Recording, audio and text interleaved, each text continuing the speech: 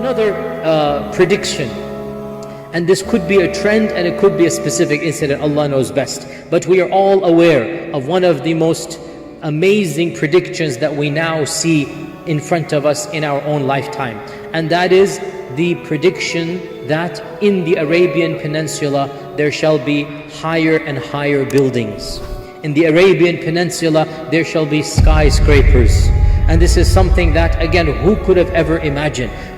We need to understand, when Islam came to Arabia, the Arabian people were of the most backward in the world. They did not even have government. They were tribal. You know, the basic sign of civilization is government. They didn't have a government. They didn't have a codified language. They did not have a script. The script was developed after Islam.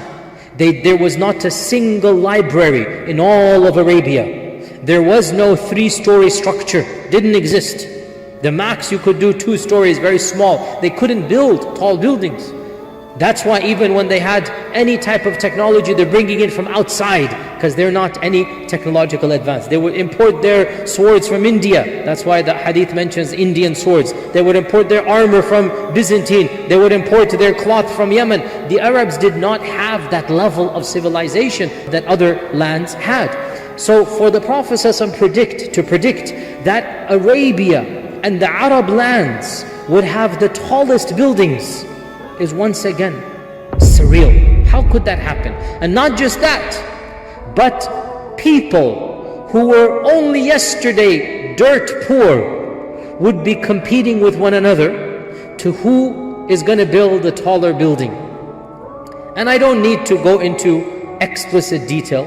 Wallahi, this is self-evident as we speak.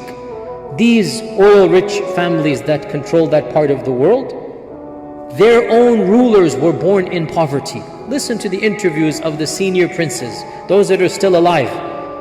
They tell us, look at their YouTube videos, when their own fathers came to power, and back in the 20s and 30s, they weren't rich, there wasn't oil back then. These same princes mentioned they didn't have running water, they didn't have shoes and slippers, they would run around in the sand. And what did our Prophet ﷺ say? You will find barefoot shepherds. Their ancestors were shepherds. They were barefoot. And now that they are the multi-billionaires, what do? What is their pastime? What is their hobby?